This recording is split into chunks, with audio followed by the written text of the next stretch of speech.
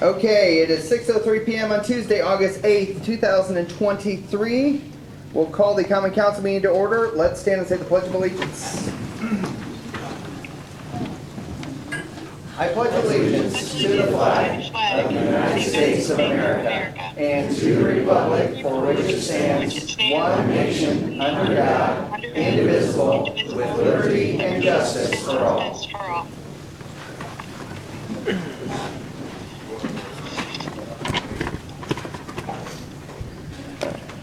Okay.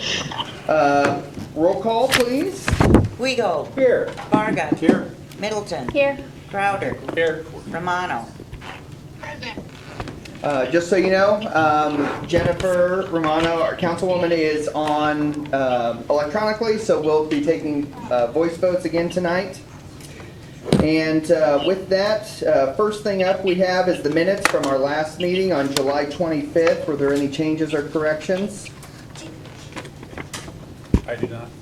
I'm sorry, I should have told you. I did send some changes or corrections over to Rosie. But besides that, anything that you have to add? Okay, can I have a motion to approve the minutes with the noted changes? So moved. Motion by Dan, seconded by Jennifer. Any other questions? We'll go to the voice vote. Jenny? Approved. Tad? Approved. Dan? Approved. Walt? Approved. Jennifer? Okay, and it is unanimous. Next up is the swearing in of multiple police officers and a firefighter. So let's first go to, where do you want to go first, Tim? I'll do them all at once. Oh, you're going to do everybody at once? Not Oh. the firemen, the police officers. Okay, police officers. Are we doing things separate? I want to see that dog. No. Okay. Do all the police officers and Jake.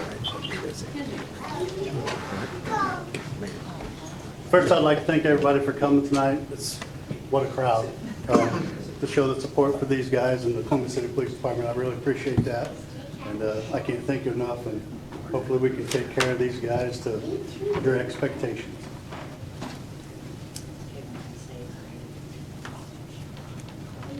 I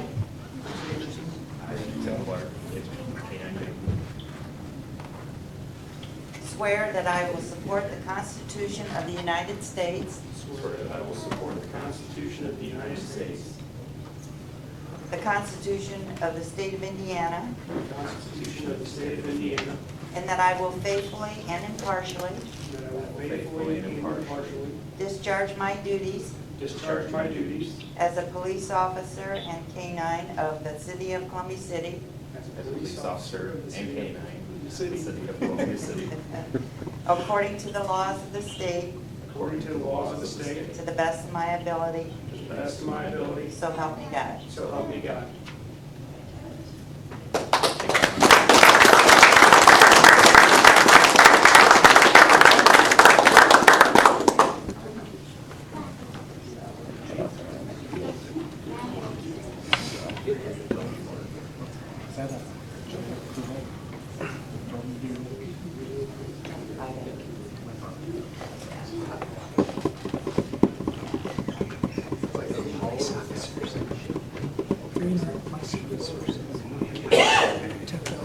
We got anything that?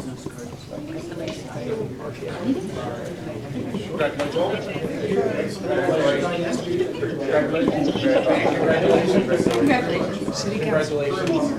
Congratulations.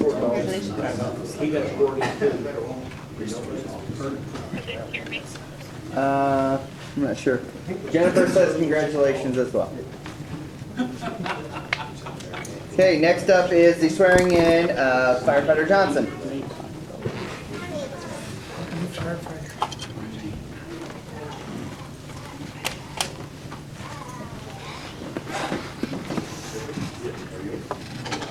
I also like to thank everybody for showing up for Jacob. Kind of weird that I've known him since he was a little kid running around your guys' farm. And then there was a time lapse, and then he came to another guy swearing in, and he introduced himself, and I was just floored with the size of this beast.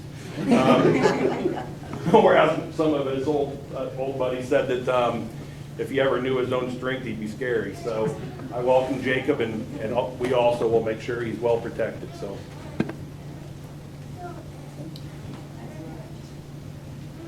I I, Jacob Johnson, swear that I will support the Constitution of the United States, swear that I will support the Constitution of the United States, the Constitution of the State of Indiana, the Constitution of the State of Indiana, and that I will faithfully and impartially and that I will faithfully and impartially discharge my duties discharge my duties as a Columbia City firefighter as a Columbia City firefighter of the City of Columbia City, of the City of Columbia City, according to the law, according to the law, to the best of my ability, to the best of my ability.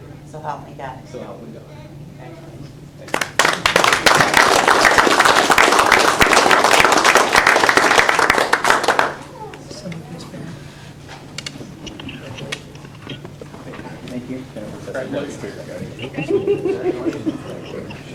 I remember that. Yes, I think I was supposed to sign those too. Yeah.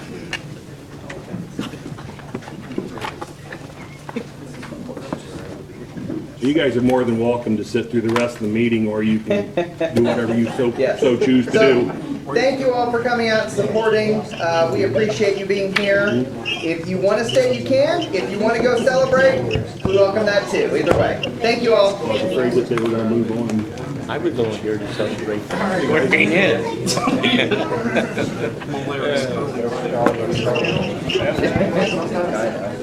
They're not allowed to leave.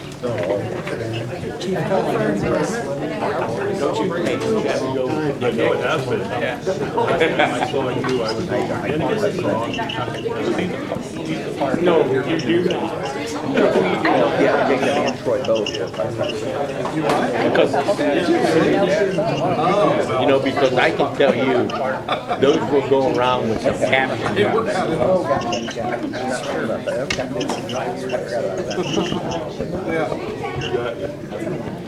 Yeah, no, you have it. There's a student taking notes at city You council. did well. You know buddy. that? He's learning. Ganning Bay complete. I know, but I'm going to tell You you, want us all to sign these? no picture because I know that that picture will show You up. want me to- all of us to sign this? No, I don't think so, no. Okay, I'm gonna switch up a little bit. I'm gonna turn it over to Amy and Ed next. So come on up and look forward to your presentation. All right, thank you. Good evening. Amy Biggs, Whitley County Emergency Management, and Ed Scott, Deputy Director for Whitley County Emergency Management. We requested to be on the schedule this evening to acknowledge two of the individuals that work for the city that we feel as though went beyond their normal responsibilities in an effort to assist our agency with managing a hazardous materials incident. They were immediately responsive to our request after the mayor's permission and stayed dedicated throughout the date of the event, which was on May 22nd.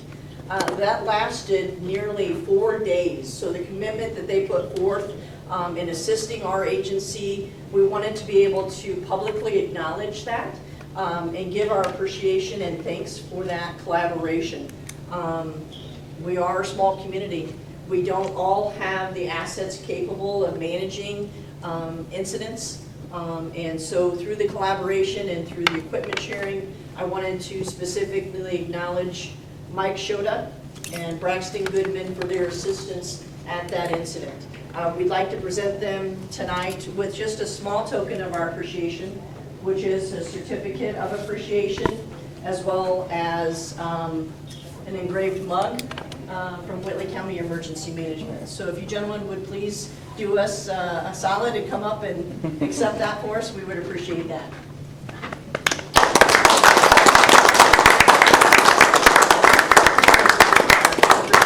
Thank you very much. Mike, pleasure to work with you. I really appreciate it. Thank you. Thank you very much. Again, through collaboration with our community as a whole, with the city, with the county, that's how we build strong relationships and strong commitment to our community. Great. So, thank you, gentlemen. I appreciate it. Thank you, Amy. Thank you. Thank you. Appreciate it.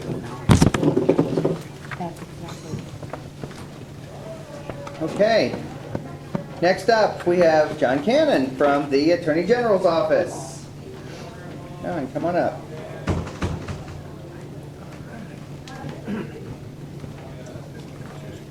Thank you all. I assume you told everybody I was coming is why they all left. So, thank you all. I hate to have my backside to you all, but the councilwoman on Zoom, Jennifer, I'm sorry you're not here. Folks, I'm here from the Attorney General's office, which is our Attorney General is Todd Rokita, and he has put together a team that we are a part of called the Outreach Team, and we come out and tell as many people as possible what the office does and what it can do for municipalities, towns, and counties, as well as Hoosiers that are not part of the government. And one of the things that we can do for you all is we have an advisory division that can explain to a legislator that interprets the law for you all to implement. So if you have some difficulties implementing, or if there's something that is hard to understand, your city attorney may have difficulties with, they can ask the legislator to ask us, and we can give them the opinion of what that is.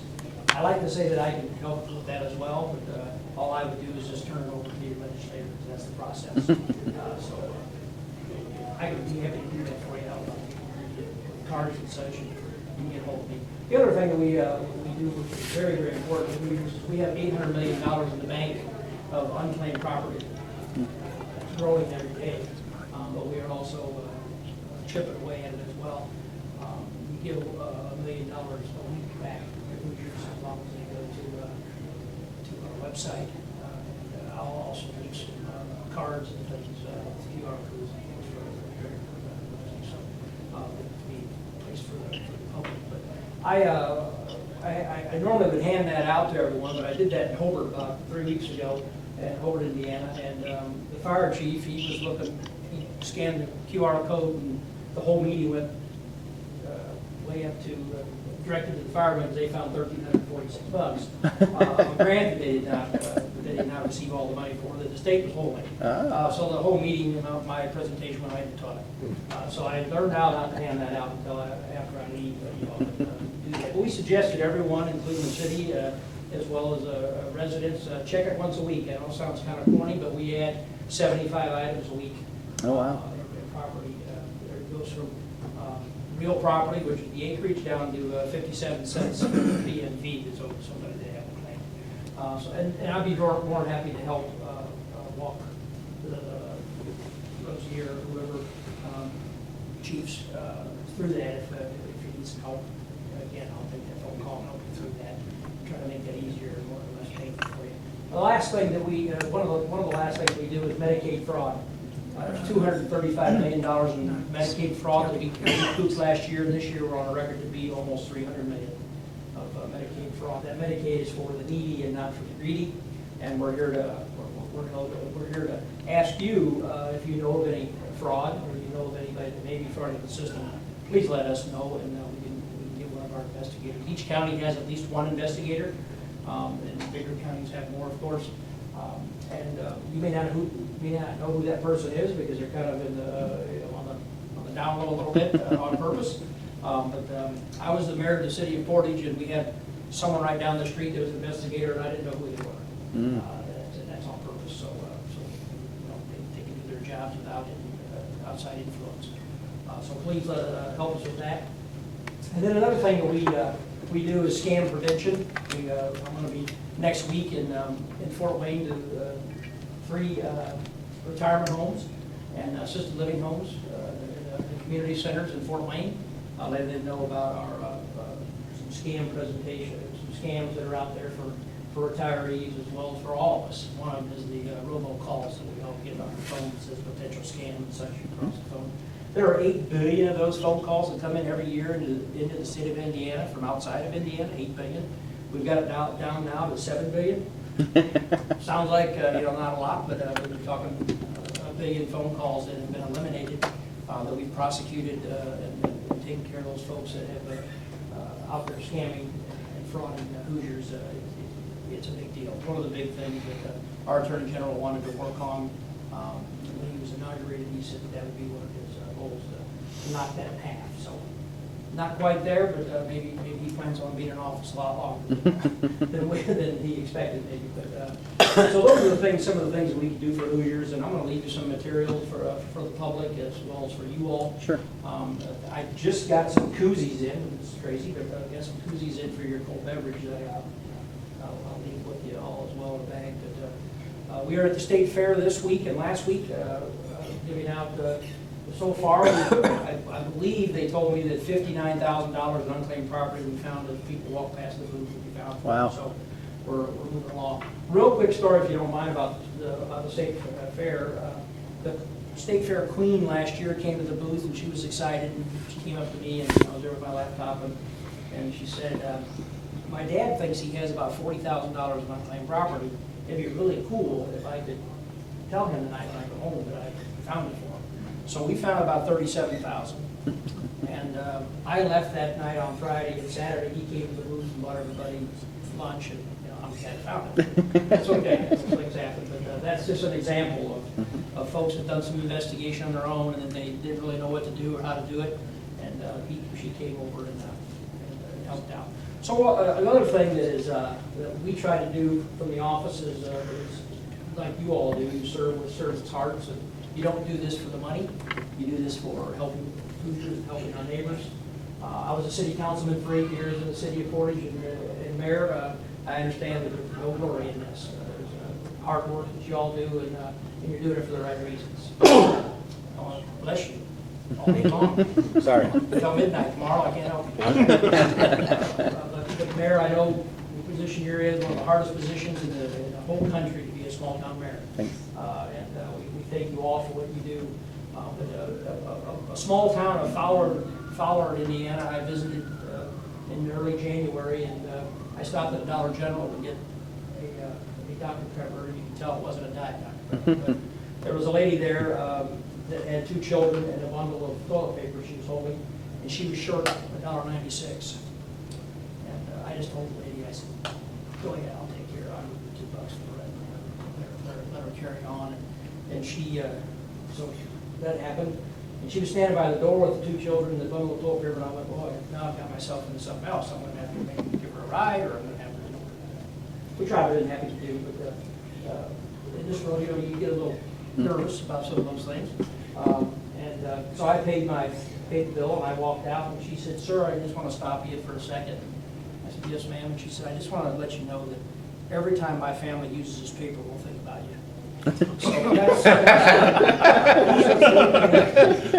that's what's working in being a servant's heart. Is that stuff like that doesn't bother us. We just do it because we're good public servants, and we know you all are.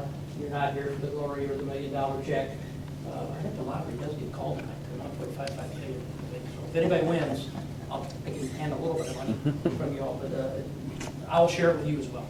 But we are here for servant hearts as well as our Attorney General. We're doing different things in the private sector, making more money and doing different things, but we decided to do this, and we want to thank you.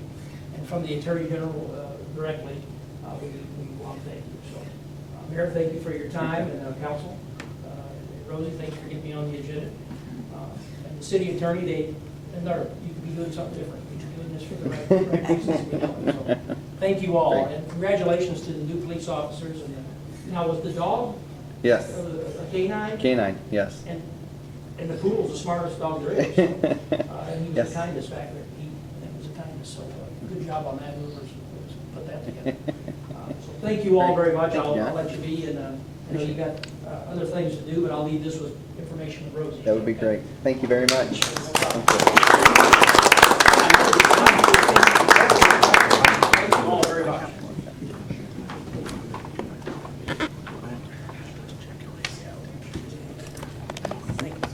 Okay, See y'all.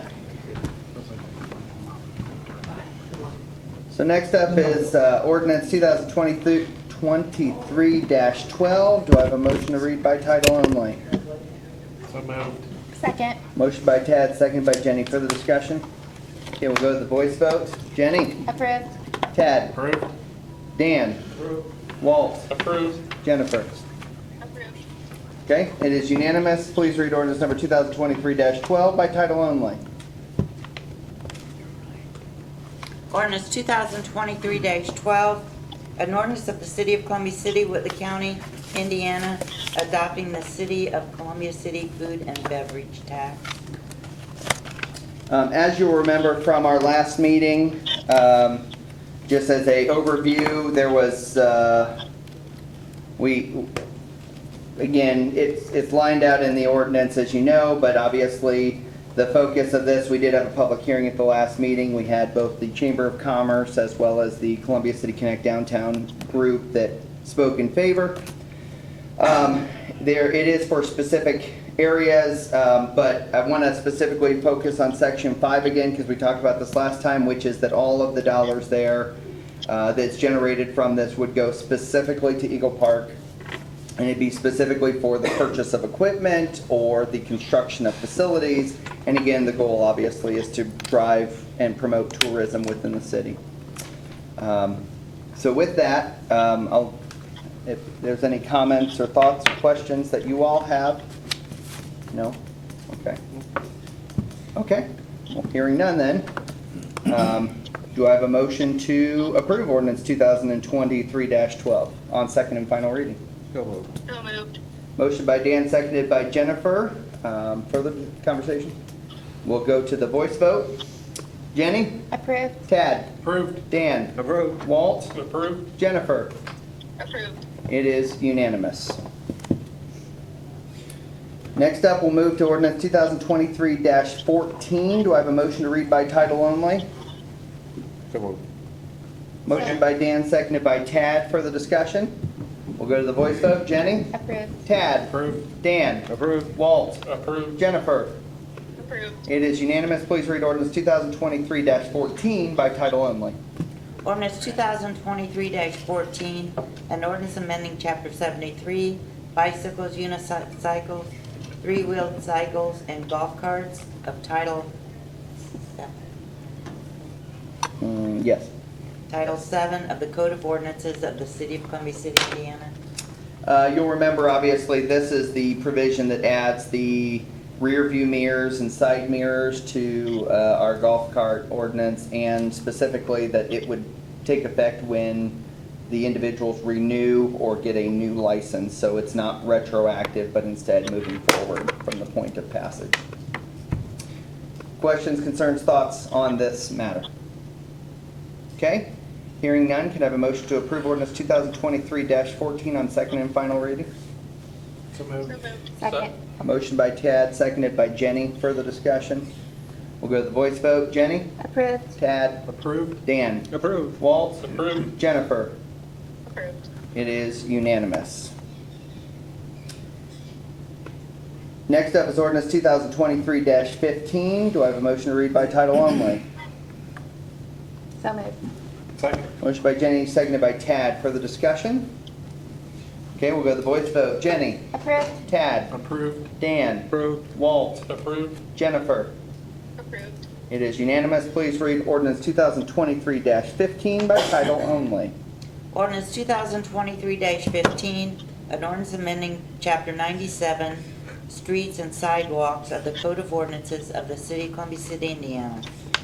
As a reminder, this changes the process of right-of-way easements, etc., work within those areas, and specifically it does, so it takes basically soft infrastructure changes through CHIP, Community Development Director, and hard infrastructure, sidewalk, curb, street, etc., through our street superintendent, who already gets that, and the Board of Works. So the soft infrastructure doesn't go through Board of Works, but everything else does. It also adds a fee structure that again lines us up. We're actually still less than what the county charges for this, but it does compensate for the time in which the processing and the reviewing of the site and progress and all that kind of stuff that happens. So further conversation about ordinance 2023-15.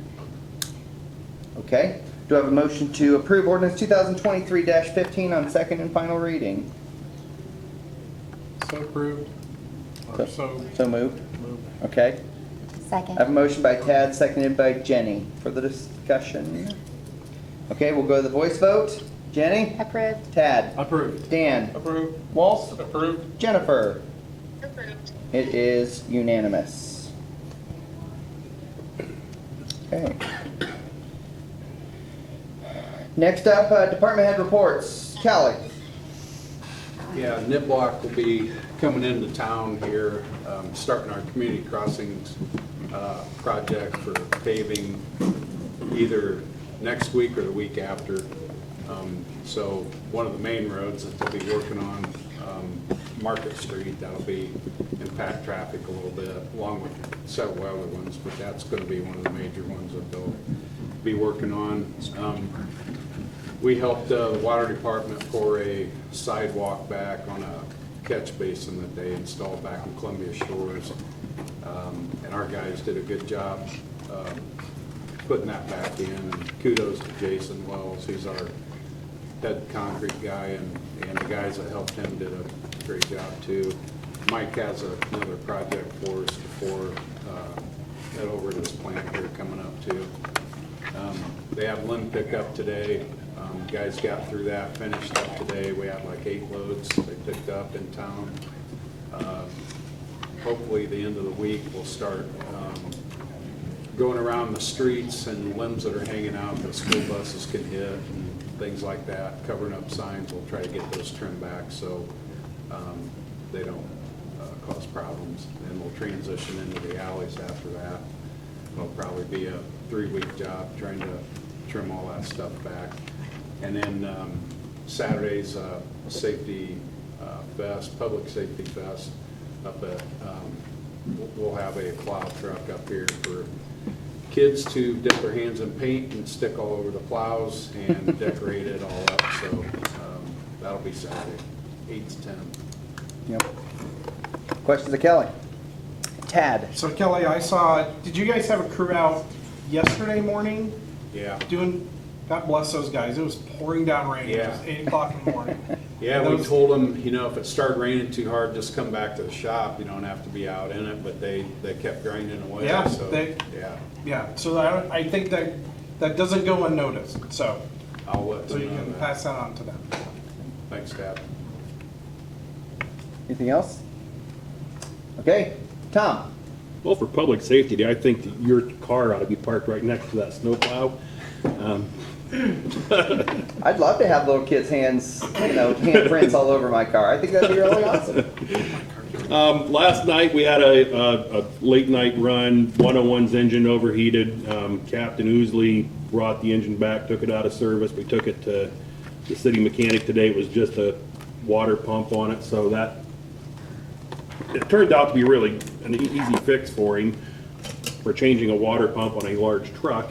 But I give kudos to Adam. He chased one out. Well, he found out what part it was, chased one down, and got it put on today.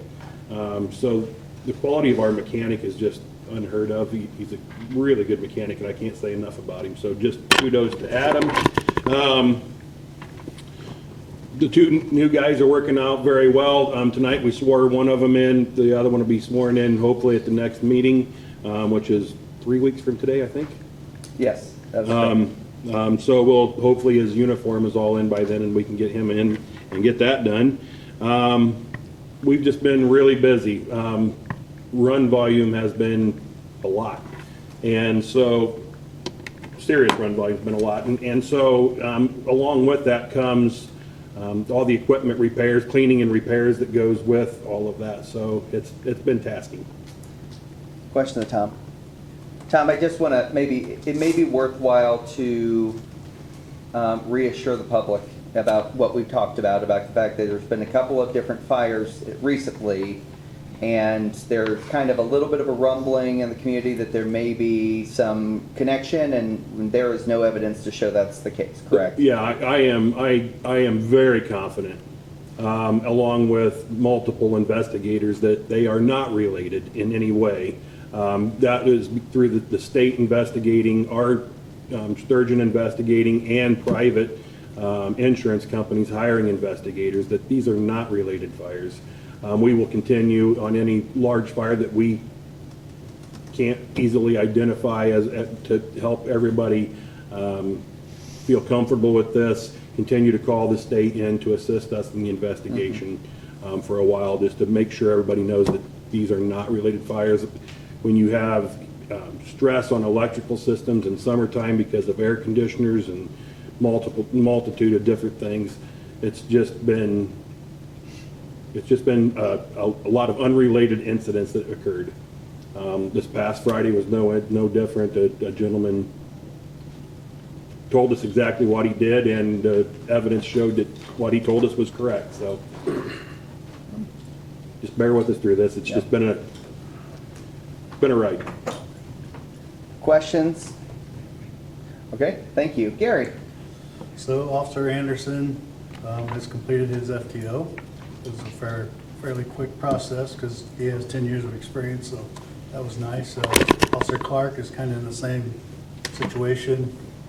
I see his FTO turning around very quickly and getting him in the schedule. So Officer Young, he completed his pre-basic, 40-hour pre-basic that he has to go through, and has started his FTO. So his is going to be like a 3 or 4 month process, depending on how the training goes. So the process for the new hires closed Monday at 3 o'clock.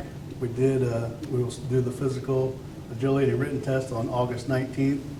We received a total of 24 applications. 1 withdrew already, and out of those 23 remaining, we have 2 laterals.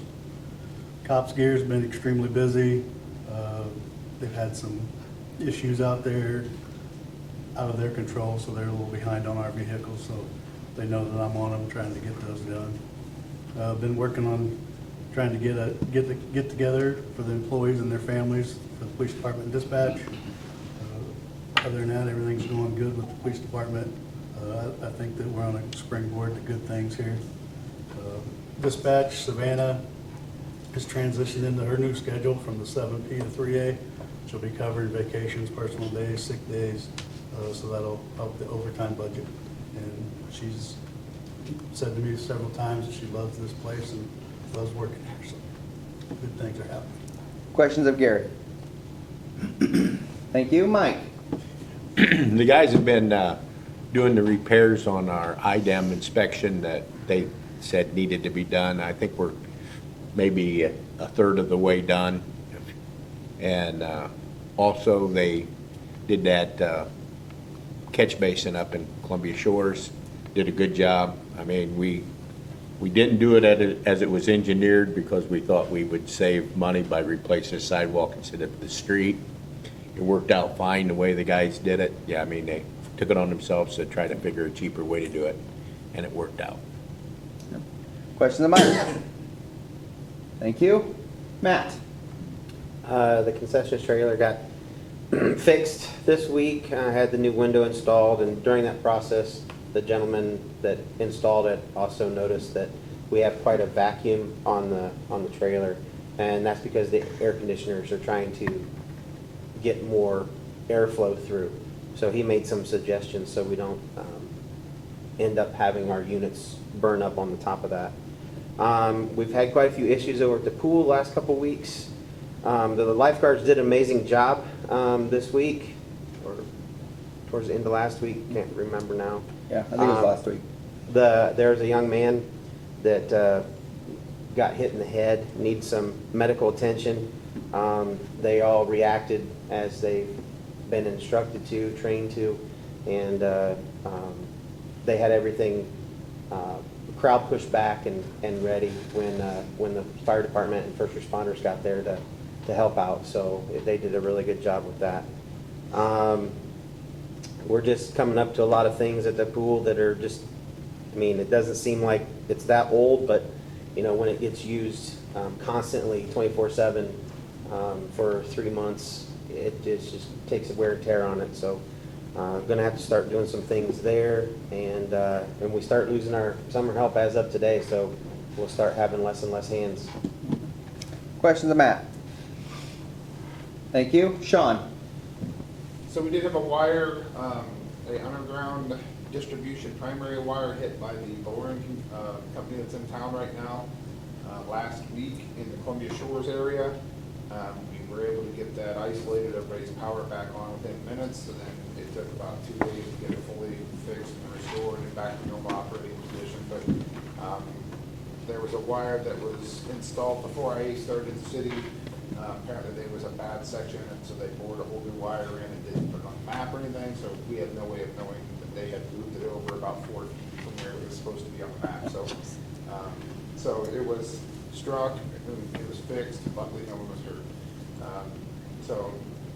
We've got that taken care of. Jefferson Street, there's a project over there where the overhead distribution primary wires are all backyard where we can't access it with a truck. We're working on getting that buried. It takes care of a lot of outages, issues with squirrels and limbs and things like that. So we're working on getting that buried and hopefully get all the way around to Park Terrace here in the next several months. We did advertise for our vacant lineman position. We already have a few really good applicants that found out secondhand about it, and so we're excited about that. That'll be open, I believe, to the 25th of August, so if you know anybody that's looking for a great career, we offer a great career, not just a job, so we're looking for another great fit. So I did send out a letter of advisement to all the homeowners and property owners on Morses Road up by the golf course. The golf course was purchased and split into several large lots. We're taking that opportunity with the extra easements that they've given us with these lots to do some upgrades to the entire area. We have a large percentage of our outages in the country are along that line there because we have a lot of front lot in the middle of the property, overhead distribution lines that we have a lot of issues with trees and squirrels. So we're also working up there to get some of that buried. I've gotten some emails already, encouraging emails, welcoming the project. So that should be a really good project for that area. Just remember that we have customers all the way out to the town of Etna. So sometimes some of our projects are in town, some of them are out of town. So also excited, tomorrow we are receiving our new pressure washer. It's exciting news. The one we have hasn't worked properly for about 5-6 years. So the guys are all excited too. And that's what that is. It's for washing cars, trucks, vehicles. So it's pretty exciting to have that installed. One other thing, I want to bring to your attention while I got it. We talk about the cost of materials and the inflation going on right now and lead times. I did receive a quote today. I'm trying to get just a standard pad mount single phase transformer which just feeds your house. The lead times have went from about 6 to 7 weeks to anywhere to 60 to 70 months. So I was excited that the lead times have come down a little bit on those. Projected lead time on the quotes I have today were 38 weeks, which is quite a bit better. Still not the 6 to 7 weeks we used to get. But just for comparison, back in 2019, fourth quarter of 2019, I bought this same transformer, just a standard 50 kVA pad mount transformer. 2019 was $1,317, $1,317. The quote I got today was for $3,998. That's a 302% increase in cost in just 3 years, less than 3 years. Yep. We raised our rates 3% this year. I mean, for the next size transformer, it's 312% increase in cost. And that's across the board with our materials right now. Yep. So, and we're seeing that in every utility. Exactly. Every utility. So just, we're doing our best to be a good steward of our money and our the money of our customers for us, taxpayers for some. It's going to get to a point where we're going to have to look at doing something drastic, and I don't know what that'll be, but when you're talking 300% increase in cost in just a couple of years, it's going to be an issue.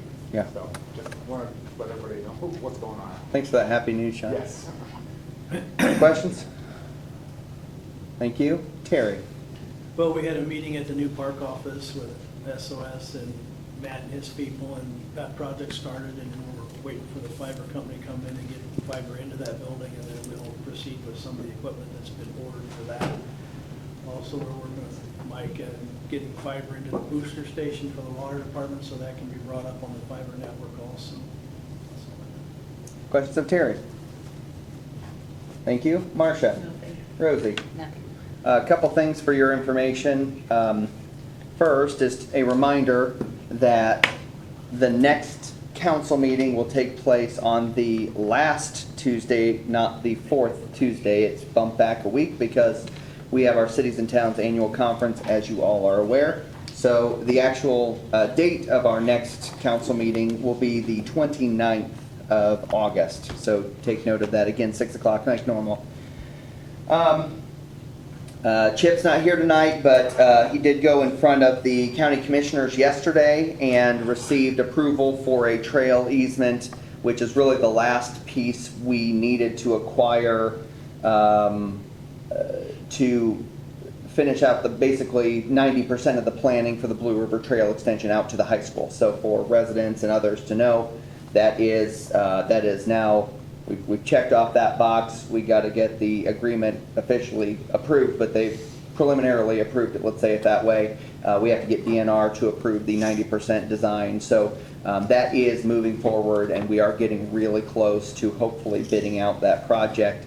That scares you just as much as it scares me, based on what Sean has just said. But in any case, we are excited about that. As you are also aware, because you approved a interlocal agreement at the last meeting, we are moving forward on the 100 South sewer project in conjunction with the County Redevelopment Commission. That we have a special Board of Works meeting, is it next week? Yes. Special Board of Works next week to open bids for that. So just so you're aware, that is also moving forward. We are planning to go back out for bid for Eagle Park sometime this winter, probably mid to late winter, based on what our engineers are telling us, and they think the bidding environment's going to be better in that regard. But we are also looking overall at the plan and really taking a look at, okay, what are things we can do in-house and what are ways we can cut costs without cutting out the kind of fun stuff, if you will, that people are looking forward to. We are continuing to work on the Westgate engineering. There's some slight modifications to some of the drainage pieces out there, but in general, we've already turned in the application for the actual street and curb and all that kind of stuff, construction. Trying to see if there's anything else. Our design or construction firm or whatever, our consulting, there we go, our consultants for the downtown plan was at First Friday and was overwhelmed by the amount of not only support, but also the interaction with residents and visitors at their booth. There were some different activities that engaged individuals in that planning effort, and they literally kept looking at the staff and saying, is this like normal? Yep, this is how many people are at First Friday almost every single time unless it's bad weather. And actually, I think they said it was down just slightly on Friday. So they were really happy about that. Public service announcement from Chip is that the Oakey Alley, Thomas Marshall Plaza are not areas for your dogs to relieve themselves, so please use the poop bags to clean up after your dogs. Youth Council restarts again here in a couple of weeks, so we're excited about that. I'm hosting the Mayors and Commissioners Caucus on next Wednesday, the 16th, at the library, so appreciate the library hosting us for that. There's just a lot of things going on. One last thing I should mention is that CGI, who was the company who came in and did the videos and then also did the banners, two separate sides of the same company, but CGI is coming in to refresh those videos toward the end of this month. So if you see video cameras out and around, it is, hopefully, they are refreshing those videos to kind of continue telling the Columbia City story out into the public, to the visitors, and certainly to anybody else that would check us out, let's say it that way. So I think that's all I have at the moment. We may wrap around something else. So Jennifer, I'm going to go to you next. Oh, hold on a second. You're on mute. Can you hear me now? Yes, I can. Okay, I have a couple of things. First of all, thank you to the street department for coming out to our neighborhood. Several people had trees and limbs and all kinds of things down. They were out there on Monday and again on Tuesday, so thank you for that. We really appreciate it. I know all the neighbors here definitely appreciate that getting taken care of. The second thing I wanted to mention is that the Columbia City Arts Commission's first studio tour will be happening on the 9th of September from 9 a.m. to 3 p.m. At this moment, we have 10 participating artists and 8 stops, and they are all in the vicinity of Columbia City, so that's pretty exciting. We're hoping to grow on that for next year, but for this year, we are all hands on deck to get stuff together. If anyone is interested in helping out with getting the word out, with getting signs out, that sort of thing, have them contact me. We would definitely appreciate that a lot because we need to let everybody know what's going on. And the last thing, I had a meeting last week with a constituent who had some pretty good ideas about making golf carts a little safer in our community. And I'm going to try to reach out to Gary to set up a time to talk to him about that and see if some of these ideas would be feasible as far as citizens kind of watchdogging themselves for safety reasons and working together to kind of maybe do a little bit more than we're able to do entirely with ordinances and do a little bit with peer work. So Great. Thank you, Jennifer. Appreciate it. Walter. Utilities, water, Mike, Sean, electric, Columbia Shores, it's just been bombarded with flags. If you've been down that area lately, a lot of questions, a lot of neighbors are, inquiring what's going on, who's, and so I know you guys and your team have been asked a lot of questions out there, and I think they've done a great job explaining to them that this is a normal work day for me. I just got 500 locates to do, But again, I just want to pass that on is in the heat of the day, or again, people don't understand who does that flag belong to. They think everything belongs to the city. There are other utilities who are in the right of way. And again, I just want to commend the communications between your workers and the public. So, I think that's a really good point. Well, and just to note, I know that that especially in Columbia Shores, but there are other places across the city, they are experiencing a lot of flags in the easement or in the right of way. And again, that's Brightspeed. That's putting in fiber. We continue to give out the information of Brightspeed as a way to connect residents to those constituents. Residents to the company in and of itself. I think if there's a silver lining, it's that they're going to be overlashing where it's already aerial, meaning where they already have CenturyLink lines that are running above.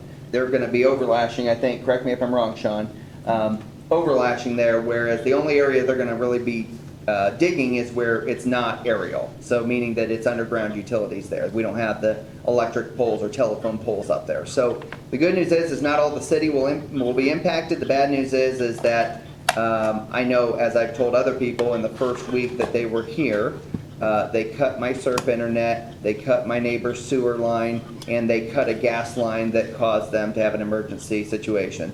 And then I think they cut another gas line later. So in our neighborhood. So it is a tough road right now, and we fully recognize residents are frustrated by that, and they have every right to be. We continue to try to communicate with Brightspeed about those things. I know, our guys are out there a lot putting flags in, and then, when the 20 days are up or whatever, they have to come back out and put new flags in again, and nobody's happy about the situation. I can tell you that. I talked to Brightspeed last Friday, I think, 2 Fridays, yeah, last Friday, and they said they're trying to do better. They're trying to make it better. They're trying to make it more streamlined and that kind of stuff. There was a holdup. I don't want to get too deep into it, but there was a holdup of some sort crossing, I think, US 30. Is that right, Sean? And so things were kind of flagged, and then they saw no progress. Residents saw no progress. So then they had to get reflagged, and they're just. So it's been a challenge. It's been a challenge, but I know they're trying to work through it. So, Dan. The next challenge is putting our cans too close to the curb. Yes, and I think we talked about that at the last meeting. So, Yeah. That's, So who's gonna be responsible when the snow hits that? yep. and that's a different firm. That's still Brightspeed. Just putting that- Well, the people that are burying the fiber is not, they're representing Brightspeed, but Brightspeed is the company that will own that afterwards. So, yes, you guys are saying the same thing, but different ways. Yeah. It's a different company putting in the fiber than Brightspeed, but Brightspeed has hired them, and they're gonna be on the hook for that stuff, yeah. Just saying, I don't think it's up to, should not be our responsibility when those get taken out to repair them. Yeah, no, I agree, it should not be. So, I had yeah, go ahead. I had a resident ask me, Sean, how did they determine, do they just come in and automatically put fiber to the home if I want it or not, or they don't ask me, they just do it? I mean, is there kind of a process? They put that backbone of the infrastructure in that will serve the entire community. Right. They put these boxes that you're talking about out by the road, are junction boxes basically, where they can feed from there to the home. If you As don't long as want they it stay in the utility right away? If you don't want it to your house, they won't take it to your house unless you ask for it. So they'll But they ask- still, yes, they're still gonna be feeding by your house. Right. Through your easement. But it won't be going into But it your won't be private going property onto your onto, private into your property. house. That was a big question. Yeah. Yes, it shouldn't be on your private property unless you ask them. Mhm. Okay. And Thank you. there's a lot of distinction there between private Yeah. and easement, because there's easements people don't know about, there's prescriptive easements, things like that too, but, It's a yeah, challenge. and the boxes, some of the boxes you're talking about are actually surf boxes that are a lot Oh, are closer they? to the The road. tall boxes. Yeah. Okay, so, okay. Dan? Yeah, the Police State Plank Commission met last night, and TMJ's moving along, not like we wanted, but they presented us an option, and I don't think we have much option. Who? But I'm sorry. County Plan Commission. Oh, the ETJ. Yeah. The ETJ, okay, gotcha. Yeah. That's okay, I gotcha. Extraterritorial jurisdiction, now I'm with you, Yeah, I okay. can call it something different. That's okay. They were submitted back for an idea, so we'll see what they say. It's like, they presented us the idea instead of us telling them one of those power Yeah. struggle things. Yeah. But at least there's something moving along the southern half part of the city. Where the school property is and where we've hit our boundary. So there is some movement on that. Yeah. We also approved the Mission 25 building. That's a really big deal. That's really pretty cool. And then Moore Farm Store we approved a building for just south of our solar panels. They're putting in a storage building there. Okay. So, other than that, everything was kind of positive about what was going on last night. Yeah, okay, good, thank you. Tad? Excuse me, redevelopment met today. They did their last testing, environmental testing at the Cardinal Grain property on South Line Street, and everything looks good. We tested the water, everything looks good, so we're just waiting for a final approval so we can go ahead and move that property to the next phase of selling it and developing it. How many years has it been? 6 years?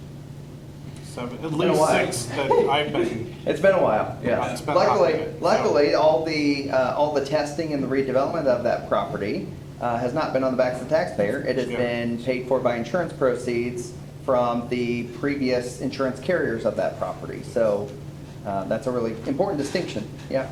So that's just about wrapped up, and we have a letter of understanding with a possible developer for the property on the southwest corner of Line Street. So, Line in Jackson. or, yeah, Line Right. Jackson. Yeah, yep, So, great. that's it. Thank you. Jenny? I have nothing. Okay, audience, anybody want to come up and speak? I need a name and an address, please. Anybody? Melanie? Melanie Love, 113 East Market Street. I just wanted to let you guys know, and anyone who's watching or listening or whatever, I have started a petition on change.org to try to give you guys a better idea of how many supporters we really have. Because honestly, we can't really accomplish anything with the petition, but it does give you guys information to look at. Sure. So if anyone is interested in looking at that or signing it, it's Allow Backyard Chickens in Columbia City, IN. We are currently at 60 signatures. It began last week. You can find it on Facebook or Nextdoor or on change.org. And it outlines what we are hoping for, explains some of the benefits of backyard chickens, just kind of provides some information. Because I think one of the biggest things that holds us back towards this is just misinformation and people still thinking that they're loud and people thinking that we want roosters, which we don't, most of us. I would invite everyone to please consider reading it and just looking through it. And if you decide that you would like to support, please do sign, possibly share it, so we can try to get the word out. But at least, hopefully read that and see some information there. Melanie, I do have a question for you. This is something that is being discussed around the whole state, cities, towns, etc. And so I guess my question is so when I go to Tractor Supply and there is a chick sale, and there's chicks there to buy, right? My question is, and this is something I've not been able to really ascertain the answer to, is when I go buy a chick, do I know, can I find out, is there a way to find out if it is a male chicken or a female chicken? You know what I mean? Like, that's one of the things I guess I'm kind of wondering is, so if we say, and again, we're just talking theoretical, right? But if we say we can't, we don't allow chickens in the city, or we don't allow roosters in the city, but we do allow hens. Is there a way to determine the sex of the chicken when is there a certain like time frame, or I don't know enough? Okay. As someone who's never owned chickens, Sure. but my understanding is you can tell with pretty good, there's different types of chicks that you can purchase. Yeah. And basically you can usually tell pretty well. Okay. Every once in a great while, Yeah. a rooster will slip in and you're like, whoops, it's Like- a surprise rooster. Sure. If you're hatching your own, then you're definitely gonna get roosters at some point. But I gotcha. Okay. It's just out of curiosity, because I saw that was a question that popped up in our listserv among cities and towns and that kind of stuff, and just trying to understand how that would be something, if an ordinance was drafted and how that would work, how we would handle those kind of situations and stuff. So just, again, out of curiosity, just because my of thought you on that researching and is stuff. that if we did something like that, we Yeah. said that we could not have roosters, it would also be similar to people who have had a chicken for a little while, they do stop Yeah. laying. What do you do with a chicken? So, we could try to set up some resources, some people who live out of town Yeah. and would happily take your chickens or roosters or, accidental rooster could go to this list of phone numbers. I like call that these term, people, accidental rooster. And they may be interested in taking your Sure. accidental rooster Mhm. or your hen that's not laying so much anymore, but they don't want it, it's just one more chicken and they Yeah. already have 40, then Gotcha. Okay. Thanks. I just, again, out of curiosity, because it Right. popped up in the listserv, so, great. Thank you, Melanie. Anybody else like to speak? Come on up. I need name and address, please. Russell Reard, 102 North Maple Street, North Manchester, Indiana. Okay, welcome. Thank you.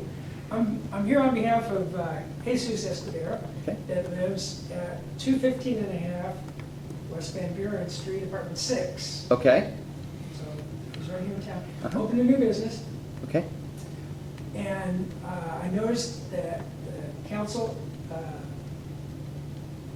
has supported a resolution for driving privileges, which is wonderful. I think Ligonier has done that, and North Manchester has asked the state.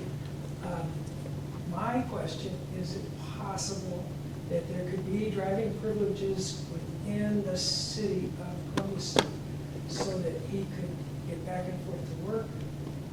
He's got a new business he's opened up on Hoosier Street. He's trying to take care of his dad. He's got 3 minor kids that he'd like to transport. Need to go from place to place? Sure, So, sure. is that a possibility within city limits to have a driving privileges card? Yeah, that's a great question. And I'm going to defer to our legal counsel to do some checking on that, because I'm not sure, because as of right now, I don't believe the state allows driving cards for individuals, which is why, you know, the council in majority, no offense, Dan, voted in support of a resolution to support a piece of legislation at the state. Now, with that being said, I don't know. My guess is the answer is probably no, because I don't think the state allows it, but it's definitely something that we could, if the council would like, can have our city attorney look at and look at that. So That would be great. yeah, and by the way, I'm happy. I don't know if you've seen the resolution that we passed, but I'd be happy to. You do have it. Okay, good. Okay, because I think one of the things that this council was pretty strong about, just to be very candid with you, is obviously the goal of becoming a citizen, right, in the long run. Right. But I think for the driver card purposes, I think that's something that Marcia can do some research on and bring it back to the council as an opportunity. Or, you know, it's up to the council to decide, but yeah. I would agree. I think there's a really good chance I won't come back with a good result, but it won't be, that's out of our hands. Whatever I find will be out of our hands. Yeah. Do you have a piece of contact, or do you have a contact that we can? Yes. Okay. Get that with- Okay. Yeah, if you wouldn't mind, if you can stay just for a second after the council meeting, because we're almost done, and then we'll make sure we get all the information. Okay. Okay? Yeah, and maybe I can talk with her about what I've learned from immigration attorneys. Sure. Bureau of Motor Vehicles. And That would be fantastic. It's frustrating. He's in the process of citizenship. Yep. It's about a 10-year process. Oh my gosh, yeah. It's frustrating. Yep. And, yep. Well, thank you very much. I appreciate you being here. Thank you, Brian. Thank you, sir. Appreciate it. Thank you so much. sir. Yes. Excuse me. Okay? Yes. Thank you. Thank you. God bless. Thank you. Yeah, Gary. There's the Whitley Transit that could probably help him get back and forth. Yeah. Okay. And I The don't know if temporary he can yeah. obtain an ID, he could probably get ride a moped. I mean, those are. Golf cart. No ID, passport. Yeah, well, and that would qualify. Good license. So, Oh, you have to have a license for golf cart? Yeah. Okay. But I guess my point is, let's powwow afterwards, because I think that may be a really good opportunity to have that conversation. Again, I think there's, yeah, we'll chat afterwards. Everyone else, yeah, Melanie. I just had a quick, on that note, I forgot, a friend of mine had an idea. Would it be possible, in considering the driver permission card, for that to somehow help someone toward the path of citizenship? Maybe once you've held that card for some time, you're proving that you're doing the work, you're doing the education, you're paying all those fees, you're having car insurance. That's demonstrating that you are committed to being a reasonable citizen. And maybe that should bump you up the line towards citizenship somehow? Is that a thing that we could maybe consider? Yeah, so I'm not sure exactly how, the state through their legislation would do that from a federal standpoint, but again, I keep coming back to, I think the goal of this council, and certainly what I'm hearing, is that individuals, and I don't want to speak for you all, so feel free to speak up, but I think the goal is to move people who are here and are non-citizens, to move them toward citizenship, right? And so anything that we can do to move them toward that process and create a safer environment for our residents to travel and all that kind of stuff, especially from the insurance side, which was really the main point of the driver's cards, is to move that direction. So I agree with you, Melanie, to say that I think it could be a step in that right direction. Again, it depends on how the legislation would be crafted, because ours is just a resolution, but yeah. So thank you for that. Anybody else like to speak? Hearing nothing else? Okay, then we will call the meeting adjourned. Thank you. I was just giving you you got a bat, you got. That paper.